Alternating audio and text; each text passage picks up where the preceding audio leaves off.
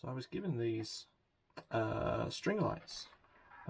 Being a Doctor Who fan, my dad said, "Hey, I've got these string lights for you." When we got them, they are not for the Australian market. They're 110 volt US ones. So we were thinking, what could I do? And there were ideas about maybe making a step down type device with an incandescent bulb that would basically glow dimly and step the voltage down for these. But then eventually I had settled on, if I can find the packet, some Kmart's finest rose gold globe lights with 10 LEDs, and they run off AA batteries. So the little globes, I had experimented with unscrewing the cap, which I don't know, maybe that would be handy for something else, or maybe not. And I have done a test fit, so the bulbs themselves should just wiggle out like that, exposing the LED. And what I thought I'd do is take these off while I explain or give an update on the Dewalt situation. So, onward and upward. I don't know, should I take that off? Maybe I should. So after posting the video, literally one person, nearly, asked how things were going with the Dewalt situation, and I'd got in touch with them, and sort of the initial response was, yes, we can fix that under warranty, as I previously said, and then sent the drill off. And I had already agreed to have the drill fixed, just because I wasn't going to get equitable value for it, and a 12 volt hammer drill is a really good thing. So, I don't want to do that, I want that way. So instead of sort of complaining and moaning about it, I agreed to have it fixed. But then I also thought, well, hang on, I don't think that's really the right way to go about it. I looked up other manufacturers' warranties. Makita offered a longer warranty. I think Makita's accessories was a year. So I got in touch with Dewalt again and said, gee, I just don't think under Australian consumer law you have that reasonable quality, I think it was called. I don't know why there's a zip tie on there. Reasonable quality, and I don't think these necessarily meet that. So one thing I learned is that phoning, even though they say they're available after hours, I might just get some schnips. Even though they say they're available after hours, Dewalt's after hours number generally isn't a person in Australia. And what I found is that I was actually speaking to the person that I'd emailed in the first place, which was a little bit awkward because I had his emails in front of me while he was trying to say that there's no warranty on accessories and that it definitely wouldn't have been covered under warranty in the first place. So that made it a little bit tricky. But it was a week for, there we go, I think I freed all those. It seemed to be a week for contacting places and trying to get money back and whatnot. So I'm not usually very confident pleading my case. Now these TARDISes, the windows fall out of them, so I'll do my best to not have the windows fall out. Maybe a spudger might be a better option. We'll see. If I have to get a spudger, I'll stop.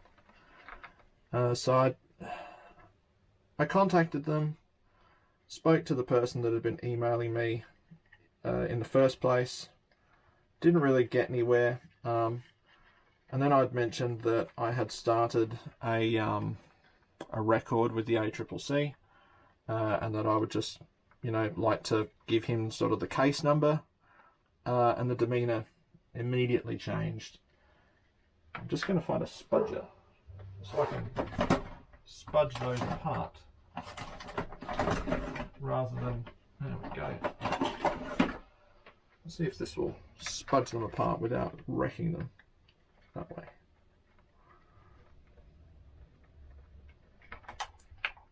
There we go. And the demeanour changed immediately. And that's not to say that, ooh, the big bad ACCC. I mean, really, they don't. It's really, I had said, what I would like you to be able to do is at least, because they, I'm skipping ahead.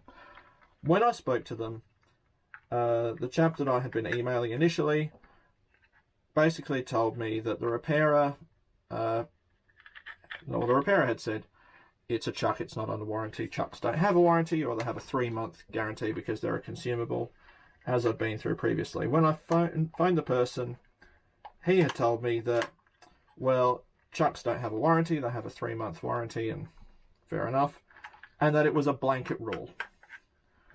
And I pointed out that that would be quite an unfortunate blanket rule, because if I had bought someone a Dewalt drill for Christmas, let's say, and I'd bought it now, or bought it during a Father's Day sale or something, that the warranty on the drill would have expired by Christmas, and that surely can't be a good blanket rule to have. He then told me that it's a case-by-case thing.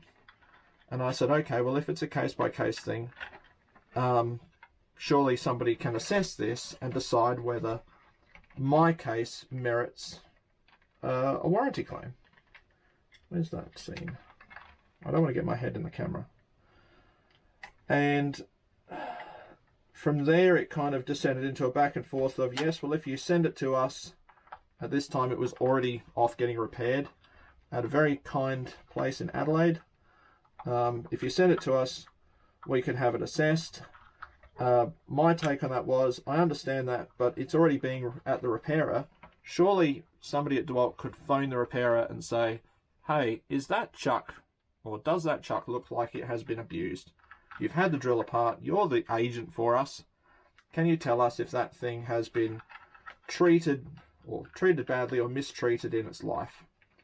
And we went back and forth on this for quite a while, not really getting anywhere, saying, no, you have to send it to me. My issue being that it cost me $30 to send it to the repairer.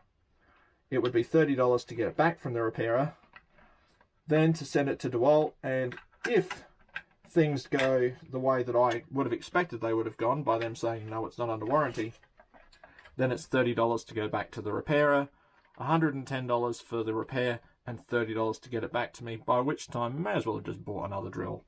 So surely someone whose job it was in the service area could make a simple phone call and trust that their agent would, either side with them and say, no, it's not under warranty, or say, yeah, this looks like it has failed prematurely. So when I mentioned the ACCC thing, suddenly the chap seemed a bit more amenable and said, look, you haven't filed it yet, have you? And I said, well, I have, but it's going to take 10 to 14 days for them to action it. So if you can just put on file or email someone in the service thing, because the people you phone after hours are not the people that are there Monday to Friday. That's abundantly clear. Can I get in the seam here? Maybe. So, I'm not really good at this, talking to camera, and I don't want to break off the tabs. So, he said, can you give me until this week? I said, yeah, I'm happy to give you until Friday, 'cause I'm busy anyway. But the problem was, I can't really phone Dewalt during the week because, I'm at school. It really takes up a lot of my time. It even takes up most of, lost a window. Takes up most of my after hours time as well. So, if somebody wants to email me, that's fine. Eventually, well, not even eventually, I think on Tuesday, I think I phoned Monday night. Tuesday, I got an email from someone at Dewalt saying, we'd like to talk to you about your drill. She was really kind about it. She said, as a gesture of good faith, we'd like to either have your drill repaired or send you another drill. I said, that's fine. I don't, whichever is going to be the most convenient for Dewalt. I'm not swayed either way. Unfortunately, because I had already agreed to the repair, I had to sort of, I suppose you'd say, eat the cost of the repair, which is fine. So I did that. Pays me money.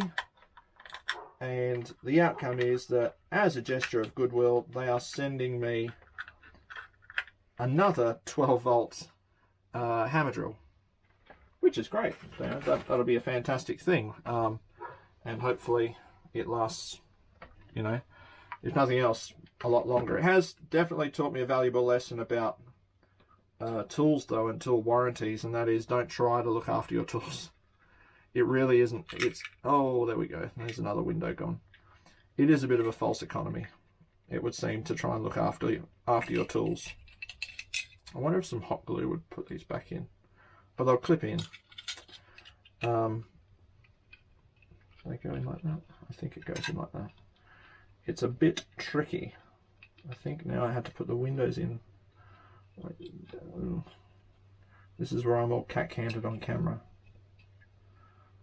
So that's the deal. So Dewalt have said they'll send me a drill. I am more than satisfied with that. I don't know if these are going to be, you know, if the light's going to be too far down, but they might just glow. They're not going to spew out the light. They're just sort of, as my dad would have said, they're glow-wormy. Now if I can get this in. Oh, maybe. Oh, that's a good one.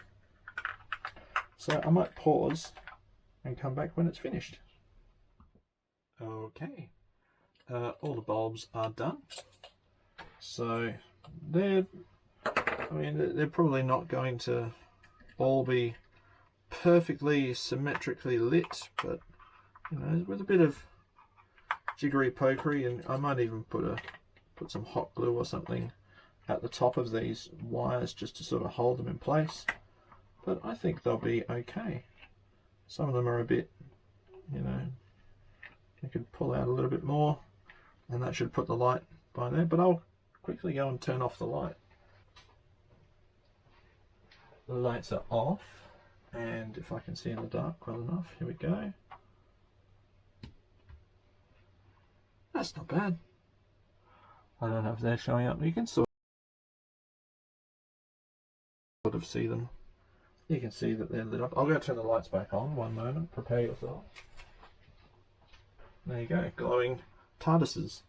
So the upshot is, thank you Dewalt for doing the right thing. I would presume then that, I mean, they could have said no, couldn't they? And they decided not to. So I'm hoping that means that they think, yes, this is the right thing to do. Not just, oh well, he's just going to be, you know, going to moan until we say something or go after them on social media. That was never the objective, but to just ask people what their warranty experiences were. And if you've had a warranty experience, tell me about it in the comments. Because so far, I suppose, my only disappointment is that I think the circumstances were quite unique and extenuating, and it would have been nice to deal with people rather than policies, and it doesn't seem to be the way. But maybe your experience is different. So if you have made it this far, thank you for making it this far. And feel free to subscribe and like. Don't have to though. It's okay. Bye.